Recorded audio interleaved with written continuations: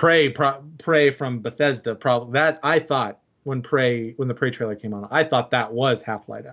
I thought that Bethesda had acquired the rights from Valve, and someone was finally making Half-Life 3 because they set up this great narrative about a scientist, and then like things go wrong, an experiment goes wrong, and then out of nowhere they show like this black head crab looking thing, and I was like, oh my gosh, it's Half-Life. Someone finally did it. That's not. Prey also cool, but not quite that. You poor tortured soul. I know. I'm one of like the dozen people who played Prey, the original, and I was really excited when this feels like forever ago. When Prey 2 was announced, and it was like a bounty hunting game with aliens. It looked like a Boba Fett game or something, or Blade Runner. You know, it had that kind of aesthetic. It was really cool and really interesting. And then it got canned, and the series was, presumed dead until last night. But yeah, to go back to Titanfall 2, the idea that the Titans are actually sentient, or at least that's what they're alluded to be.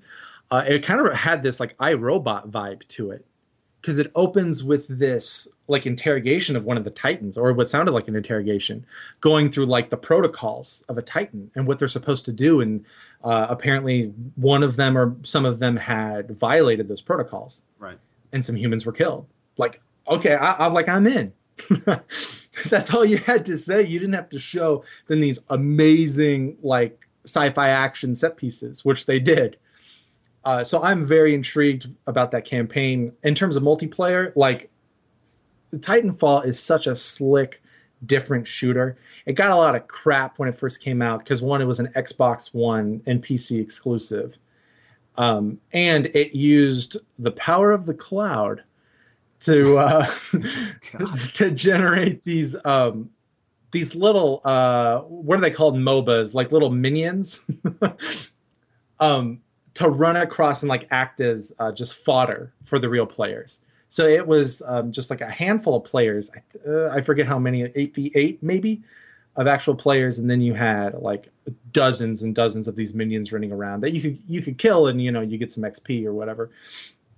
But a lot of people didn't like that because they felt it was, you were trying to manufacture like the population of a game, and it also served as the wrong type of distraction where you didn't know all the time who you were attacking at a glance or who was attacking you.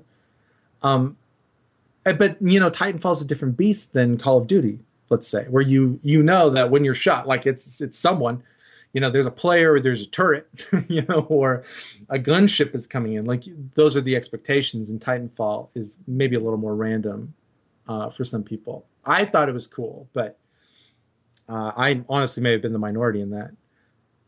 So it was really cool to see that stuff.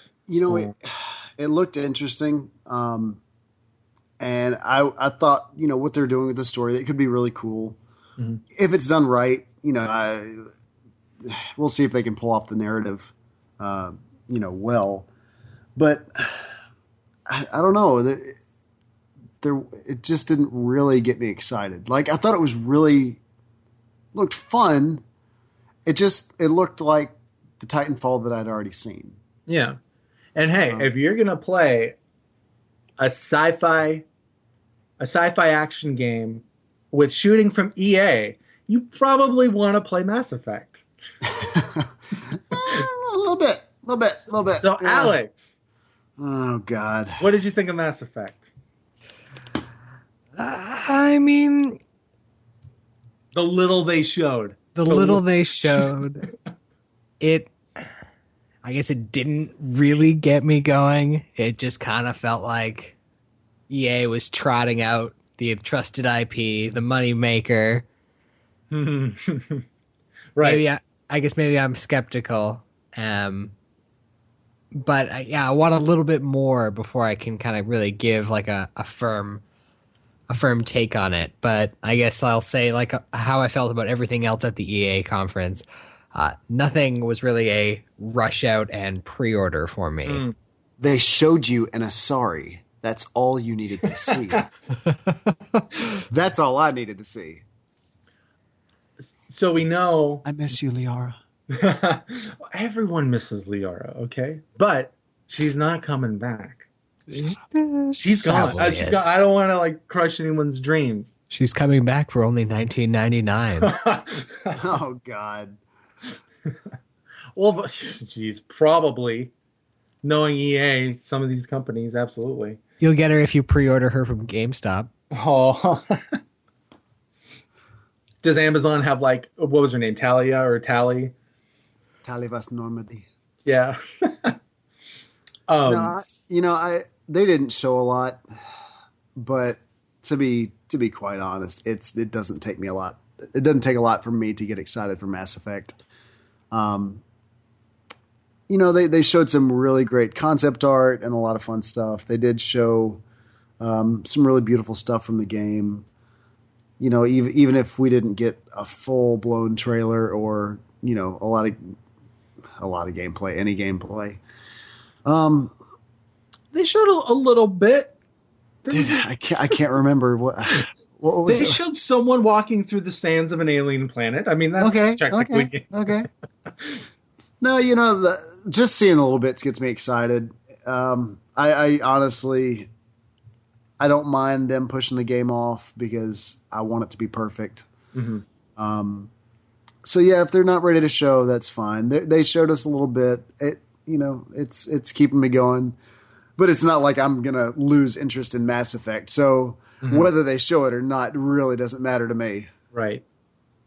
Yeah, I mean, I'm in the same boat, and I forget who it was. I forget his name, but he was on one of the BioWare developers was on Jeff Keighley's YouTube marathon.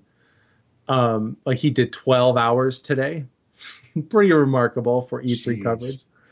And like nonstop. Like you could tell he was a little exhausted, but man, he powered through it and he's a pro.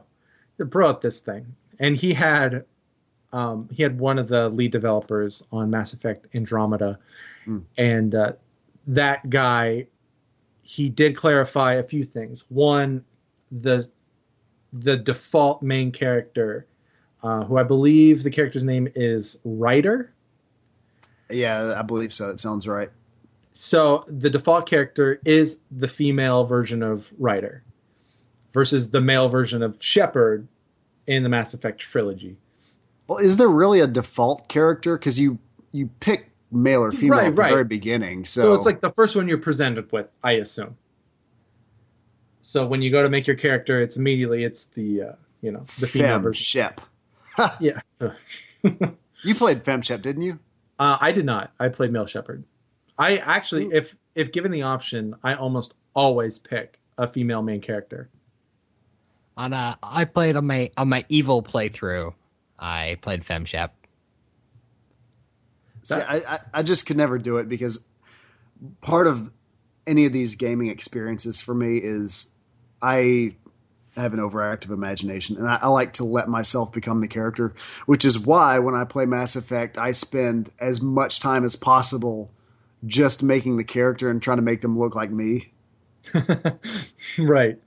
So like that's just how I like to play. I like to become the character. So I just could never play a FemShep. Oh, but I think that's completely understandable. Options are good. I just want to see more. Just yeah, I can't wait. I just can't wait to see some real gameplay. And what's the date on the game right now? It is still that Spring? developer I was talking about. It is still spring next year. Spring, yep. He said that they're basically in crunch right now, like 9 months out, and that they are really trying to get this thing done. What he said was that basically the new consoles seem to be partially to blame for the lack of being able to show anything at E3. Because they've had to rebuild certain things. He did not specify what those things are in order to support the new consoles, Scorpio from Microsoft and then Neo from PlayStation. Presumably, maybe he was talking about NX from Nintendo. I don't know. But he seemed to allude that, listen, we really want to show more, but we can't. We're super busy, and there's a lot of stuff and a lot of platforms that have to be supported. And but yeah, he said that the default character was the female rider, and there's only one vehicle that you can drive in, and that is the Mako that we saw in the trailer. And they're trying to convince everyone that you should love this vehicle, since a lot of people did not like it in the first Mass Effect. And I forget, was it in either of the others? But yeah, it was a little bit. I think the first one had a lot more driving, if I remember correctly. Mm-hmm, but like the stuff they've shown with the Mako, like they make it look fun. Yeah, for the little bit that we've seen. So I'm excited. I give them the benefit of the doubt. Yeah, I mean, I do too. I don't know if it was the reveal that we were hoping. Yeah. That's disappointing. I would say Mass Effect is actually one of the bigger disappointments of E3 for me personally. Yeah. Just because like I needed Mass Effect, and I got a tease. And they're promising, we're going to get more information, maybe a proper blowout of the game in the fall or the autumn. Right. So we've got Gamescom, and we've got the PlayStation Experience. So yeah, there's it'll be there. It'll be there. And I'm just, they really don't need to say anything at all to get me hyped for it. Yeah. I've been dreaming about this game since the last one ended. Yeah, I agreed with you both totally. It was a disappointment for me, but at the same time, they don't have to do anything, and the hype is there. Yeah, that's totally true. Absolutely. To end EA, because honestly, there's not a whole lot to talk about.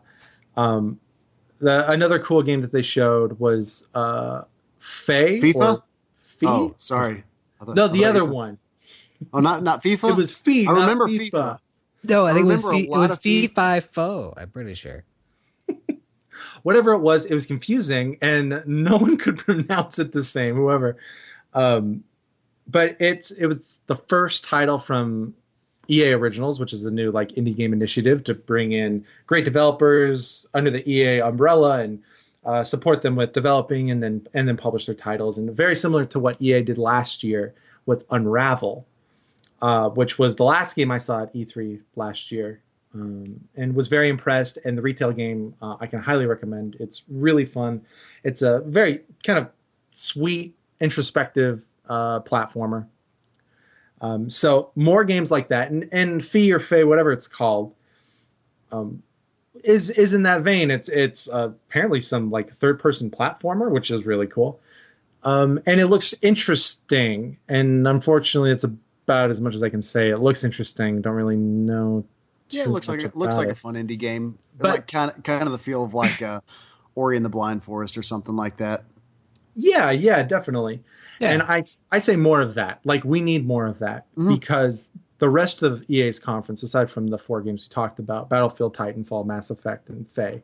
FIFA. Although there's one thing I do want to jump on before we leave EA is Star Wars, and I think that's a big disappointment, right? Because there's a lot of moving pieces in the Star Wars video game universe. A lot going on and nothing to show.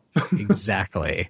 And I said this to Jason before. Basically, that was equal parts mediocre hype video. It's terrible. And half equal part recruiting video. They're like, we've got the best talent. We're going to make the best games. We've got the best talent. By the way, we still need talent. Please come work for us. It was a pretty terrible hype video. Like, we've got 50 Star Wars games in development in every genre that you love. Please be excited. Thank you. Yeah, none of them are coming out this year. One might come out next year, another Battlefront, which is fine. But I think a lot of us were excited about like Visceral, which is, this project is being led by Amy Hennig from the Uncharted series. They have a game that they briefly teased. They showed like 3 seconds of this third-person action game, and that's it. Like it reminded me of the Star Wars 1313 demo from like 4 or 5 years ago. And who's the other team? The other team doing the third-person action. I believe that's Motive, Jade Raymond's team. I think they are also tackling. They are currently assisting DICE